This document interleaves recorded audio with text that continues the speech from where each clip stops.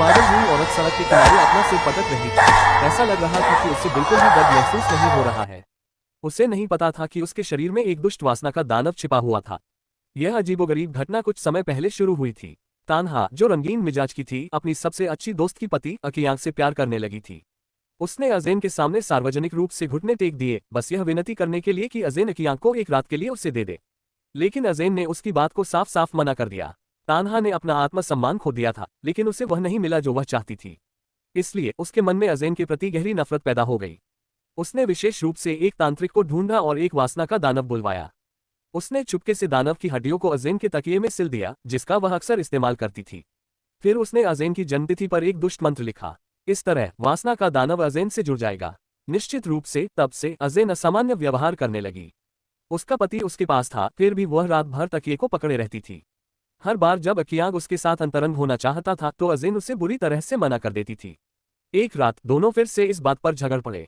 कौन जानता था, जब अकियांग रात में सो रहा था तो उसे अपनी पत्नी के भारी सांस लेने की आवाज सुनाई दी। उसने ऊपर देखा तो अज़ेन उस बेलनाकार तकिए को पकड़े हुए थी और उसे टटोल रही थी। इस पर अकियांग पूरी तरह से क्रोधित हो गया। उसने तकिए को उठाया और जमीन पर फेंक दिया। उसे उम्मीद नहीं थी कि उसके इस कृत्य से अज़ेन क्रोधित हो जाएगी। वह किसी पागल व्यक्ति की तरह हो गई और उसने एक नुकीला चाकू उठाया और अकियांग पर वार कर दिया, जो उसके रास्ते में आ रहा था। अज़ेन ने चाकू से अपना गला काट लिया। यह उन्मादी और भयानक पत्नी सामान्य नहीं थी। अज़ेन को बचाने के लिए अकियांग अपने बगल में रहने वाले भूत प्रेत भगाने वाले पड़ोसी के पास गया। वह चाहता था कि अज़ेन सामान्य हो जाए। भूत प्रेत भगाने वाले ने अकियांग को बताया कि उसकी पत्नी इसलिए ऐसी हो गई थी क्योंकि कोई उनके परिवार से ईर्ष्या करता था और उसने वासना के दानव को बुलाने के लिए रक्तमंत्र का इस्तेमाल किया था। इसे तोड़ने के लिए उसे अपनी पत्नी के लिए एक झाड़ फूंक का अनुष्ठान करना होगा। दोनों ने अज़ेन के हाथ पैर मोटी रस्सियों से बिस्तर से कसकर बांध दिए। उन्होंने कमरे के चारों ओर अनगिनत मोमबत्तियां जलाईं।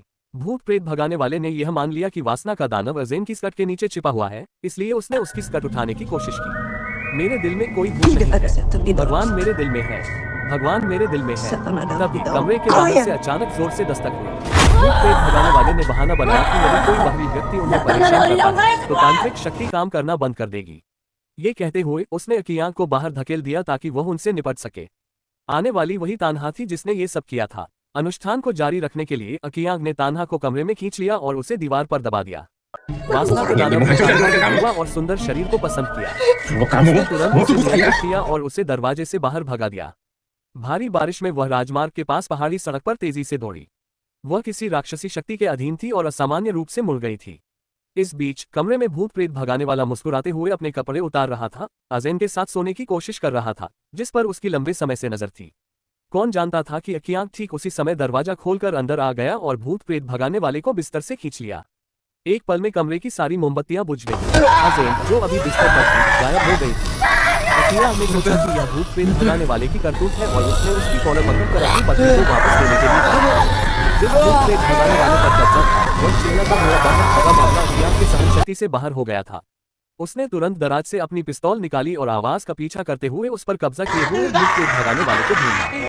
तभी छत पर काले खून के धब्बे दिखाई दिए। डर के मारे अकियांग के पैर कांप गए और वह जमीन पर गिर पड़ा। वह पूरी ताकत से बेडरूम में वापस घिसट कर गया, लेकिन उसे एक बहुत ही भयानक दृश्य दिखाई दिया। अंत में कुछ लालची और स्वार्थी लोग अपनी इच्छाओं के लिए वासना के दानव के हाथों मारे गए। तो इंसान और दानव में से असली दानव कौन है? आज की कहानी यही खत्म होती है। हम अगली बार जारी रखेंगे।